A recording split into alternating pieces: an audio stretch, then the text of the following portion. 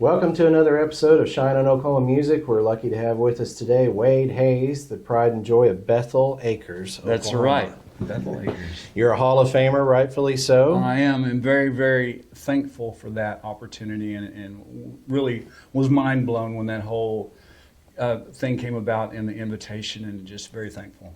Well, you are here back in Muskogee for this year's inductions, making an induction speech yourself tonight. Yes, one of my dear friends and fellow country singers, songwriters, and extraordinarily talented guy, Brian Maughan, is getting inducted tonight. And he called when it first came about in his invitation and asked me if I'd do his induction. And of course I said yes, I'm glad to do it. I was honored, actually, that he asked. Well, you guys started off together and you've had somewhat of a rivalry. We did. In the beginning, Brian, when I first met Brian, we had both just gotten signed to record deals. He was on Asylum, I believe, and I was on Columbia, Sony Columbia. And my record, there's a thing called CRS, which is Country Radio Seminar. And they have it every year in Nashville still to this day. And it's where, radio stations from all over the United States all go to Nashville, and they have a seminar, and they meet new artists, and they have just a lot of showcases, and record labels show what's coming up, and just a whole bunch of stuff involved with that. But anyway, and they rent suites in hotels. At the Opryland Hotel, we were all there. And I had finished my little acoustic set, and they said Emmylou Harris was playing at the Asylum suite. And a new guy named Brian White was with her, and I'd never heard of him, of course. So I went to see Emmylou, and I was standing out in the hall listening, and Brian starts singing. I thought, who is this guy? I found out he's from Oklahoma, of all things, and one of the best singers I'd ever heard in my life. And I thought, what in the world am I doing here? This guy, this is what I'm up against. But he was really impressive. Well, you have been what I call the two nicest guys in the music business that I've ever met. So you're in good company. I think both of you are solid guys. Well, thank you. Proud to call you both friends. Yes. So you also had another Oklahoman that was real influential in your career, Chick. Yes, Chick Raines, which was actually originally from right here in Muskogee. And he is the one that brought me essentially to the party in Nashville. I was there playing lead guitar at a showcase for this other artist from Oklahoma that record labels were coming to watch. And originally when I moved, that little side note, when I went to Nashville, that's what I wanted to be, was a right-hand man to somebody. Like Don Rich was to Buck Owens. That was my dream. I wanted to play guitar, sing harmony, hopefully write some songs, and that's really where I felt comfortable at. And so that's what I was doing. And somebody, a couple people in the industry noticed me for some reason. I was just this rail-thin, lop-eared Okie up on stage, on the right-hand side of the stage playing guitar. And they were looking at me. I don't know why. But anyway, one of them had told Chick Raines about me. He was a songwriter there. And he was living in Nashville. He'd written many, many hits. And so he contacted me. And he wanted to meet me. And so we met and hit it off famously, immediately, and started writing songs. And we wrote Old Enough to Know Better and I'm Still Dancing With You almost immediately. And those were two #1 songs. Still dancing with you. And so Chick was, I owe it all to him. He's the one that took me to Don Cook, who produced my first records and was a label head at my record label. So. And you were, of course, you've just alluded to, a songwriter. How many would you say you've written now at this point in your career? There's no telling. I've got notebooks full of songs, and I've got, to every decent song, there are 5 crappy ones, and it's just a bunch of half-written songs, too, and a bunch of just ideas jotted down and melodies on my iPhone, so I don't know. It has to really, really hit me in order for me to really sit down and burn the brain cells and try to get one completely finished, and I primarily write by myself these days. Oh, really? I do, yeah. Most of my songwriting buddies moved away or they've retired or whatever. And one of them recently, which is another Oklahoma guy, a guy named Roger Springer. He's written a bunch of hits for Mark Chestnut, George Strait, you name it. written a bunch of songs together. And he just recently came back to Nashville. He's working with a couple of new guys named Zach Top and Jake Worthington and Will Bannister. Those guys are fantastic, and I expect to see something big from him. But anyway, he came back, and we recently started writing together again. Now, of course, we'll go over your whole career. Yeah. But you just came out with a new album. Yeah.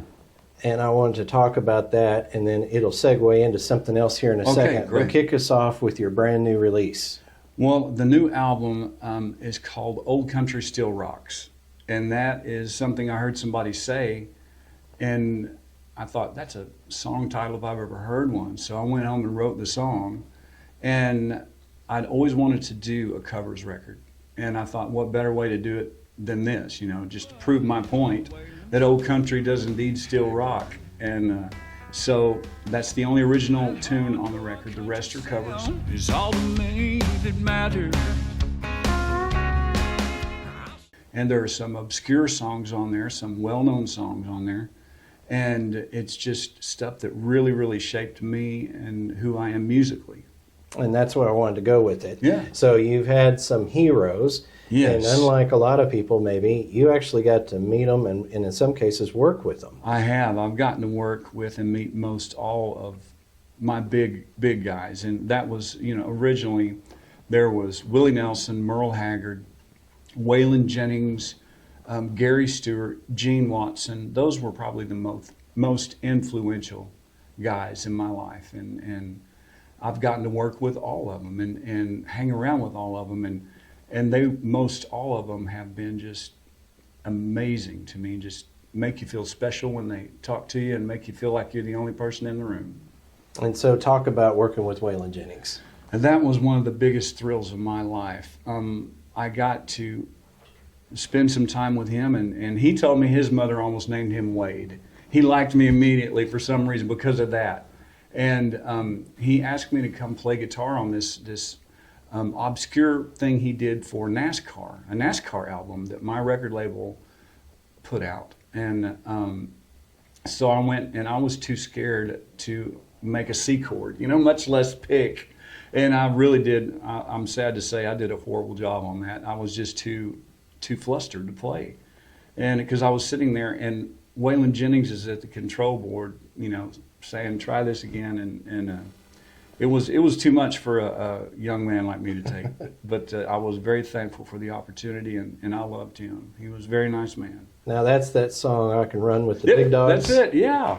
I'm tickled that you know what that is. Yeah, I think it's a good song. I think you did all right. Well, I did all right. I played in key at least. So, and I think there's a tune on that album that we co-wrote for Colin Ray as well. But you and Waylon? No, Chick and me. Okay. Yeah. And so did you work with Waylon any more other than that? No, I didn't get to, but the times I've got to hang out with him at an awards show one time, and then I got to do that project with him, and it was just a thrill of a lifetime. How about Willie Nelson? I've gotten to play with him a few times, and the very first time I got to play with Willie, it was up in Michigan. We were doing a show with Diamond Rio, Willie Nelson, and me. And Willie wanted to meet me, and of course I wanted to meet him. So the first thing, I walk up onto his bus, and of course there's the fog machine going on. And he has a joint as big around as your thumb. And he hands it to me, like, I had asthma, and I couldn't do it. And I'd never, been on the pot, as they say. Well, that's my fellas make that joke. But anyway, I regret not doing that nowadays. Because everybody I know has done that with Willie, and they all have great stories about it. But that was my very first memory of meeting Willie. And then all the times after that I've been around him, he just is, like Waylon, he treats you like the only person in the room when he's talking to you and makes you feel special, and it really means a lot to you. And then Merle Haggard? Yes, I did a few shows with Merle, and he was probably my number one influence because he is able to sing and write songs like no other. I mean, to have that much ability is just unheard of. He's one of not only the best writers, but the best singers there was. And to write that many great songs is very difficult to do. And I just thought he was incredible. And I've done several shows with him. He was not nearly as, I will say, not nearly as personable as my other idols were. But he certainly, was nice enough, but he wasn't like friendly like the other ones were. But I really, really held him in high esteem. Now, of course, you just did this album, so this might be not the question asked, but what is next for you? Do you have another album in the can, or is there a movie project or a book? It's funny that you would say that, because I was just talking to my friends day before yesterday. I've got enough songs written to do another record, and I'm ready to start recording again. And some songs that I really like, and I'm anxious to get in the studio to start getting those recorded. Now, you came from Bethel Acres, and you went out there and you wanted to be like the right-hand guy, and you got kind of that opportunity with Johnny Lee. Yes, that's. I'm glad you asked about that. Johnny was a great mentor to me. Now, Johnny was a rascal, and everybody knows it, but that is a guy that can do no wrong, and people love that guy. And I've done I don't know how many shows with him, and he's a stinker, but everybody loves him. And when I first moved to Nashville, I had gotten a job. I grew up building houses with my dad. He was a contractor, so that's what I did too. And of course, naturally, I got a job building houses when I moved to Nashville. And shortly after that, I got a job playing lead guitar for Johnny Lee. And Johnny would, he'd get wound up and want to stay up all night and play. And of course, I had to be at work the next morning, so that's kind of where the song Old Enough to Know Better came from. It was really true life at that time. Know better, but I'm still too young to care. But anyway, Johnny, as I'd mentioned, was a great mentor to me. And he really looked out. He knew that I was a hayseed. I was a very naive young man. Coming from Bethel Acres, I didn't know anything about anything. I had never been on a plane. I'd barely been out of the state of Oklahoma, much less getting to do all this wonderful stuff. But I ran into some trouble, and Johnny really watched out for me and protected me. This place we were playing, the guy that ran it had noticed there were some record label people coming to watch me play. And he tried to force me to sign a management contract with him. And I wouldn't do it because I knew that it was a mistake. And I knew that there was some big people coming to watch me play. And so I declined, and he fired me. And Johnny, and I came, I'd taken my stuff outside. This is about 2 or 3 o'clock in the morning. And Johnny comes out and says, "Where you going, boy?" And I told him what had happened, and he told me he went in and threatened to whip the guy's ass. I mean, no kidding, this is a true story. And then he comes back outside and says, "Get your stuff, put it back inside, you're not going anywhere." And that was that. Wow. Yeah, he treated me great. And you just recently did a show as part of his farewell tour through Oklahoma. A couple of them. We did his farewell show in Branson, which was his very last. He did a lot in Branson. And I think Gilly had that showroom there. And, of course, Johnny played there a lot, and we did his final show together there in Branson. Now, let's talk about your dad some. Yeah. He was a musician. Yes. I grew up watching that and just being in awe of all the guys, playing and singing, and I just wanted to learn how to do it so bad. And I started trying to play seriously about when I was 9 years old, and I started playing mandolin then. And Dad had been in a bluegrass band when I was very young, and I always liked it. But I'm about 11 years old. I started playing guitar, and kind of that was what I was excelling at. And I started playing in honky-tonks with him full time, like 2 to 4 nights a week, every week, when I was 14 years old. And, some people may roll their eyes at that, but Dad always knew where I was. And I never got in any trouble. They always knew what I was doing and where I was. So I felt at the time I missed out on a lot that my friends were getting to do. But I look back on it now and think I'm really thankful that it went. His name was Don. Yes, Don Hayes, yes. And so he also played with Jody Miller. Yes, another famous, very talented Oklahoma star. And I remember meeting her when I was a kid and seeing this beautiful woman on these album covers, and then meeting her in person and trying to make the connection. It was just mind-blowing for a little guy, but she was always very gracious and kind, and what a talent. And your dad released some records. Yes, Dad had an independent deal when I was a young teenager, early teens, and we had moved to Nashville briefly when I was a kid, and things didn't go as planned for him, so we ended up having to come back to Oklahoma. But it had, already been planted. The seed had been planted. Over my left shoulder. And I knew when I'd been through about 4 years of college and was just sick of everything. I was working all the time, going to school all the time, and knew that it wasn't for me. I'd been going 4 years, and I'd changed my major twice, and was just struggling all the time. And I remember in 1992, I believe it was, seeing the CMA Awards, and I was really at a pivotal point in my life, and had really been looking for answers and praying earnestly for guidance and an answer. And I remember Ricky Skaggs on the CMA Awards. He comes on there and he's accepting an award or something, and he just out of the blue says, all you young artists and musicians out there that are struggling, you need to stick with it because that's what you're called to do. Here, Mark's been playing since he was just a kid, and just stay with it, okay? Don't give up. It's your calling in life, so stay with it, okay? God bless you. And by using those words, I knew that he was speaking to me. I knew he was. And I literally started making plans to move to Nashville the next day. Wow. And that's how it all started. Did you ever get to tell him that? Oh, yeah. On many occasions. I've gotten to know Ricky, and I actually bought an amplifier from him not too long ago, but I see him out at the Opry quite often, and he's always very nice to me. So your dad, though, he played on Jody's records, right? Or they just...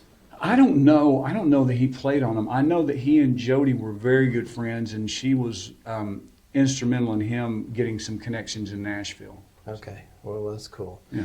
So with... I just don't think your story can be told, even though this isn't musical, without talking about your health battle and how you're a walking medical miracle. That I'm reminded constantly of how, or what a miracle it is that I'm still around. We recently, all of us, not just people in the music industry, but all of us just recently lost an icon to that horrible disease. And talking about Toby Keith. Yes, talking about Toby Keith. And that is a man that had access to the entire world. And he, was taken by this disease, and it was heartbreaking. It took a day for that to sink in, that it had actually happened. And all of us, including his band is some of my best friends. In fact, we play music all the time together when they're not out with Toby. And we had spoken right before his death about waiting on Toby dates so I could hire them, to do the dates they weren't doing with Toby. And they were told that as soon as the Super Bowl's over, we'll release the dates we're going to do. And all of us thought that he was going to get to hang around a lot longer than what he did. Before you go into your health deal, just continue on about Toby. Sure. So you did the big Tornado concert with him. Yes. Years ago, that was a big thrill. And I remember Sammy Hagar played longer than he was supposed to, and it threw the whole thing off, but it was a big, big show. I was going to ask you, would that be the largest audience maybe you ever performed in front of? I don't know.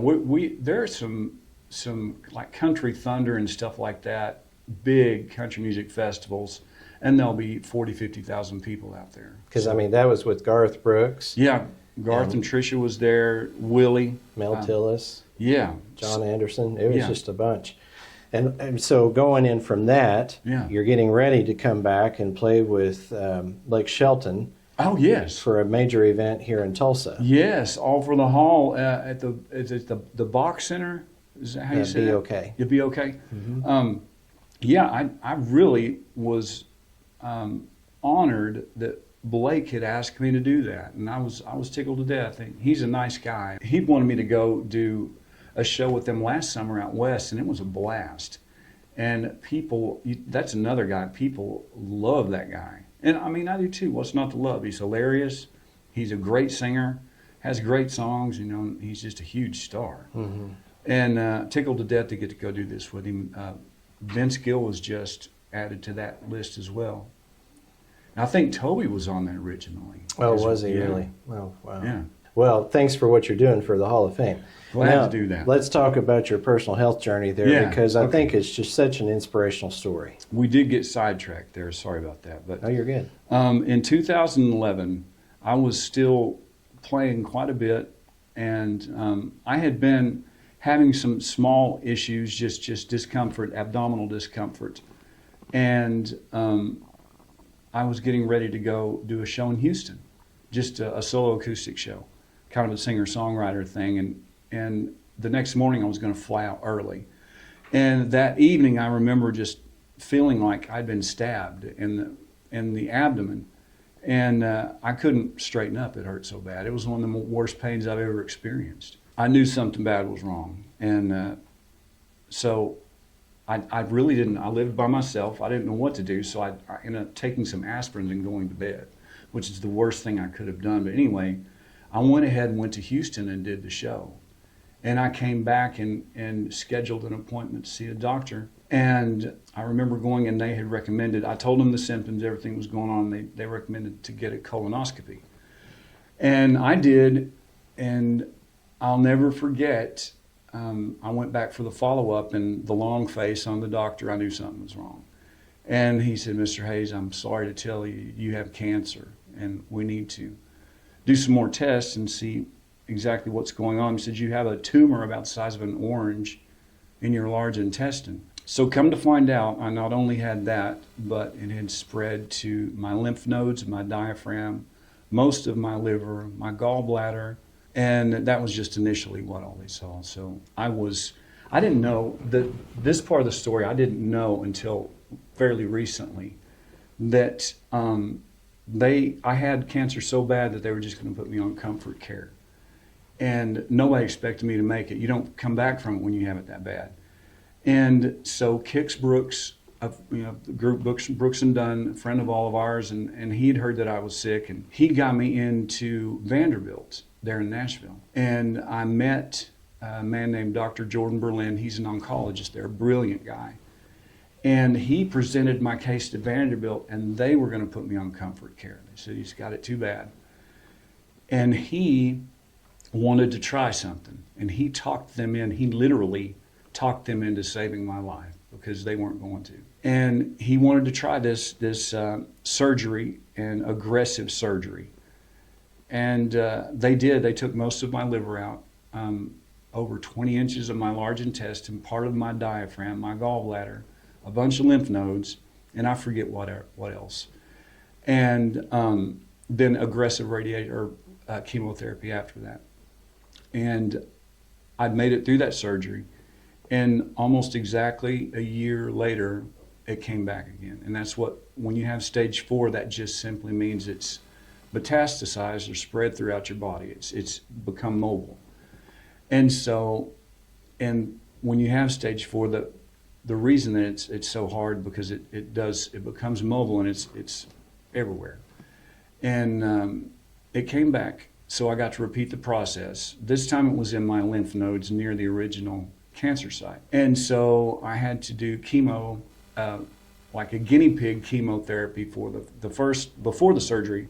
One of the tumors was near the main blood supply to my liver, and they were afraid to start doing surgery on it because it was too risky. So they had to try and shrink it with this new experimental chemotherapy called Avastin, and at that time it was a brand new drug. And so it worked. Again, and I got to go through numerous, I've forgotten how many other surgeries to try and get my liver working again. They took most of it out. And just so many secondary things. When you have that much surgery, there's a lot of other things that happen. And it truly is a miracle that I'm still here. To get back to your original point, everybody in my group there at Vanderbilt passed away but me. I was the only one that made it. And nobody expected me to begin with. You know, and I will say to you and to anybody that asks me, I know that I was with brilliant people, and God put me with these brilliant people, but I will thank God in the name of Jesus that I'm still around, and give the thanks to where it's due, because He made it painfully clear that He's the reason I'm still around. And you had a man's best friend during this process. Yes, that's another, facet of this, another kind of miracle. Right before this happened, I'm assuming you're talking about Jack and the tune "Who Saved Who," which that's probably my favorite song I've ever written. Anyway, it's about this old dog, and that all of this is a true story. I was coming home, and it was about midnight, and I was quite a ways from the house, and I'd stopped to get gas, and I left my truck door open, and I came back around, and there was this mangy dog sitting in my front seat of my truck. I didn't know where he came from, but he was very thin, young pup, and had ticks on him. He actually had an open hole in his side. He was rail thin, and the people at the gas station said he'd been eating out of trash cans. He'd been there about 3 days.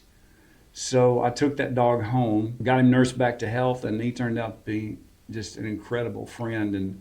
And I attribute a lot of getting through that recuperation from all those surgeries to him, because we would walk a mile every morning and every night, every day, no matter what. And it really, I think, was extremely beneficial to my health and recovering like I did. And it's a great song. And I'm very proud of that song, and I appreciate you saying that. Back again, and I know That dog, I like to think of myself as more of a manly kind of guy. Of course, I think we all do, but I was reduced to rubble when I found out that dog was sick and he wasn't going to be with me much longer. Mm-hmm. I bawled like a baby, and it's still painful to think about. I still miss him. But he had missed a couple of steps, and I took him to the vet. And they told me he had an incurable disease, and I had about a year left with him. And that's when I started writing that song, and it just fell out. And it basically wrote itself, because every word of it's true. Well, he bridged you till you found love. Yes. Let's talk about your bride. Yes. I had gotten married almost exactly 5 years ago. And you guys know Big and Rich, John Rich. He's a friend of mine, and he had invited me out to he had a bar downtown at the time, years ago, and his cousin was there. And he had introduced us, and we didn't think much of it at the time. We were just cordial and friendly, but nothing ever came of it. Then we ran into each other, I guess about 10 years later, or maybe not that much, but on an airplane of all things, and got reacquainted, and a couple of years later, after that, we kind of started talking seriously. We kind of stayed in touch after that, and decided to go out on a date. So we did, and the rest is history. Wow. Well, congratulations. You're about to have an anniversary. Oh, we just did actually. Well, what we also do with this series is we kind of talk about some of the other Oklahoma music stars that you've had the privilege to know. And, of course, you've talked about a couple of them. Yeah. But is there anyone in particular that you've had a neat experience with, or a friendship or admiration for? Gosh, I know that Ronnie Dunn's from Texas. We claim him as an Okie. I'm a huge fan of his singing. Roger Miller was an incredible artist. I'm trying to think. Reba McEntire is incredible. Did you get to work with any of them, or have you got a friendship with some, or there's something that... the only person I really feel like I have a close friendship with is Brian.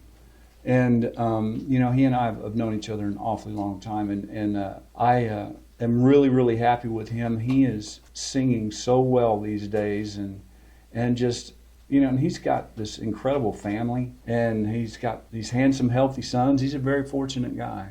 I'm happy for him.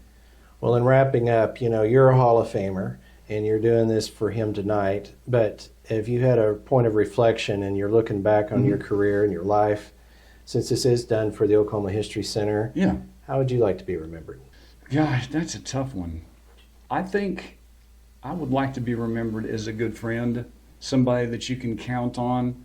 I sincerely love music, and it means more to me, I think, than it does most people. And I continually strive to be a better songwriter. That's where my main focus is these days. And I want to be remembered as somebody that is very proud of where they came from and very thankful to have gotten to do what I've done for a living. Well, you're an honor to know as a friend. Well, likewise. I appreciate you, Brian. I think you're a great ambassador for Oklahoma and for humankind, both. You're too kind in your assessment, but thank you. Well, this has been another episode of Shine on Oklahoma Music with the Hall of Famer, Wade Hayes. Thank you for doing this, Wade. My pleasure. Thank you.